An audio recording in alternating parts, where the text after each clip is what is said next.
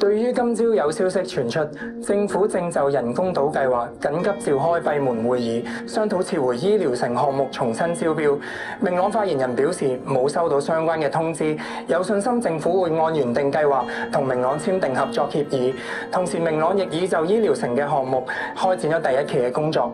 明朗最核心嘅業務就係醫院，不過一場空難奪去咗佢哋3位名醫，主席嘅離世。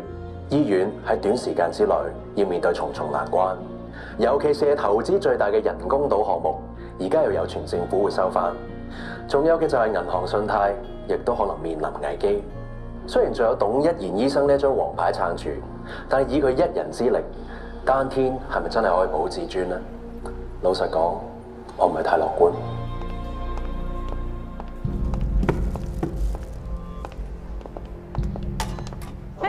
啱啱諗住打俾你 ，Michael 話揾人送翻幅畫俾你，我去簽收先。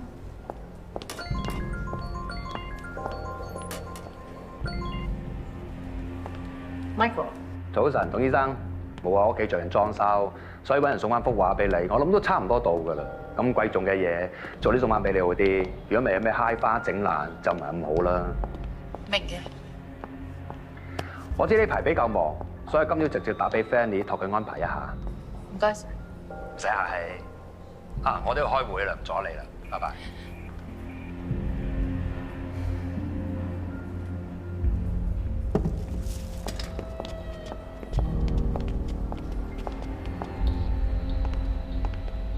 你係咪有嘢要同我講？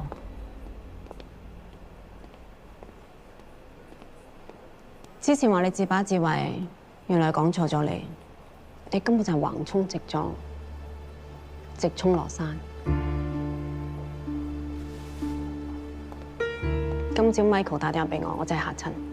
你竟然用幅畫去 please 佢，你知唔知 Michael 點解俾翻幅畫你，仲要急到揾我幫手？又喺整圈度唱，事務司屋企多咗幅畫，所以政府突然間咁大動作，四圍放風，話會重新招標。係邊個將崇華嘅事傳出去？你諗住冇人知啊？所以唔好以為自己好聰明。你連邊啲人想你死，邊啲人做緊二五仔，你都唔知。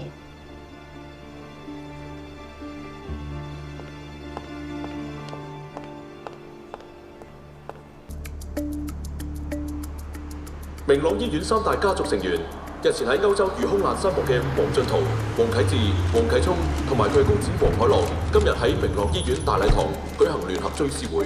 我哋可以見到城中嘅名流同埋高官都陸陸續續坐車嚟到。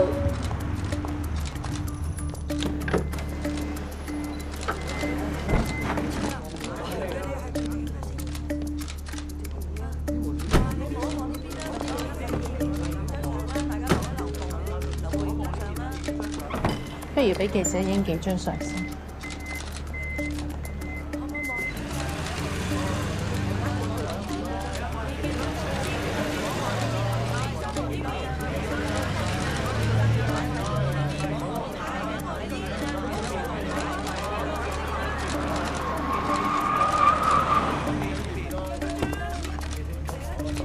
Michael，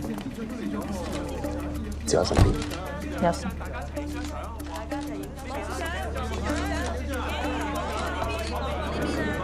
只有身邊。有心。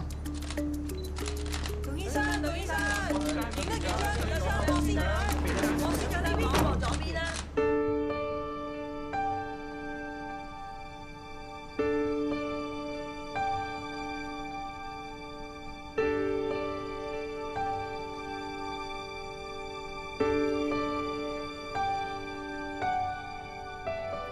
唔知點解最近我成日諗起主席同我講過一個故仔，係佢喺美國做交流生嘅經歷。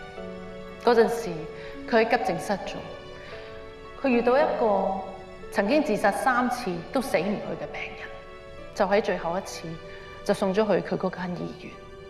主席有問過病人：你有冇諗過3次都死唔去，係因為個天唔想你死？主席只係好隨便咁問一句，但係個病人就係咁樣俾佢點醒咗，話佢會好好咁生活落去，唔會再做傻事。到佢出院嗰日，佢仲專登去急症室多謝主席。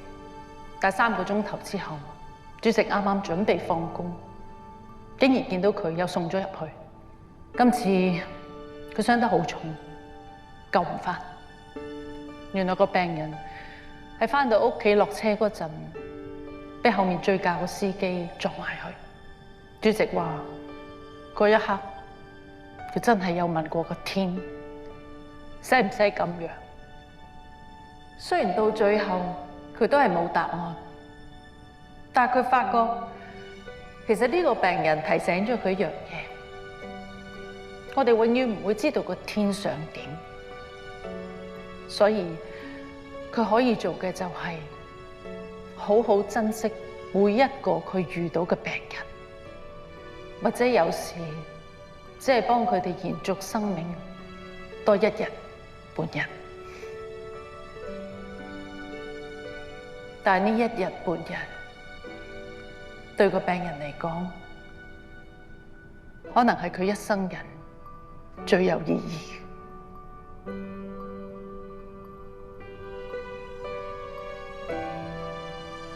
明朗之所以有今日嘅成就，唔多唔少都係因為呢個病人。主席嘅信念唔單止幫咗好多病人，仲影響咗佢2個仔啟智同啟聰。佢哋都係好盡心盡力對待每一個病人。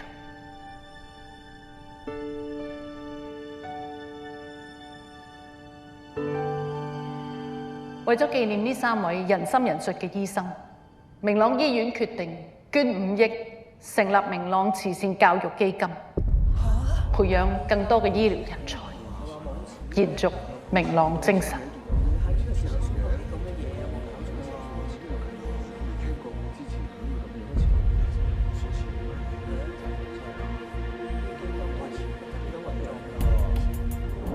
有啲場合，如果你出到聲，佢點都要拼。你係指追思會？你又打咩主意啊？我想你另外批多5億出嚟。5億？我就係要所有人都有你呢個反應。信我，出得呢個數目，一定會有我哋想要嘅效果。 5億喎，咁多形式嘅？遲啲先同你講。Michael， 呢邊請啊。Michael， 好多謝你專程嚟。個教育基金好有意義，將來一定幫到好多人。明朗一路以嚟嘅宗旨都係盡可能幫到更多嘅人，所以先至有醫療城呢個計劃。明朗嘅財務狀況一直都好穩健，而且我哋已經有新嘅銀行融資 back up 醫療城計劃。如果係咁嘅，準備晒所有文件，隨時可以簽約㗎啦。咁我哋再聯絡。嗯，唔阻你。唔使送啦，司長送你。你俾阿 Michael。個女人喺邊度攞5億出嚟啊？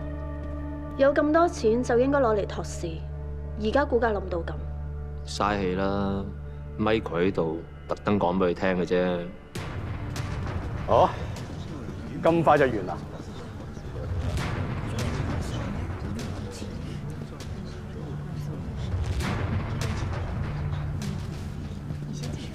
唔好意思喎，我冇諗到咁快就完添。我哋冇邀請你。咁啊，冇所謂啊。我知道今日一定會人齊，所以特登嚟通知大家。我已經攞咗明朗董事會嘅足夠動議支持，喺1個月之內會召開臨時董事會，重選董事會成員同主席。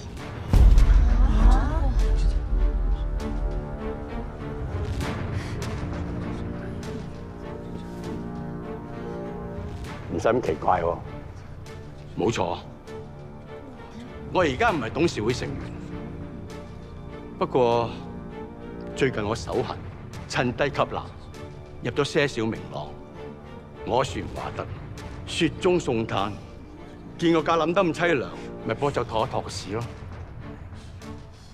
其實我又冇必要同大家講嘅。聽聞黃主席留俾你啲遺產，得嗰幾間屋仔，明朗股份，你得幾個 %，都冇話事權。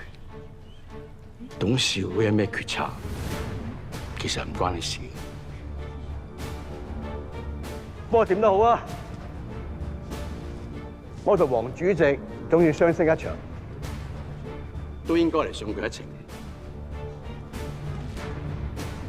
柯生啊嘛？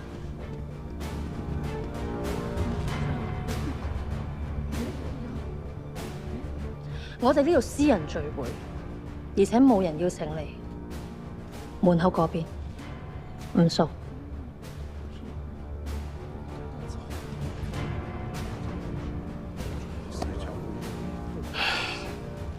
剩翻一屋女人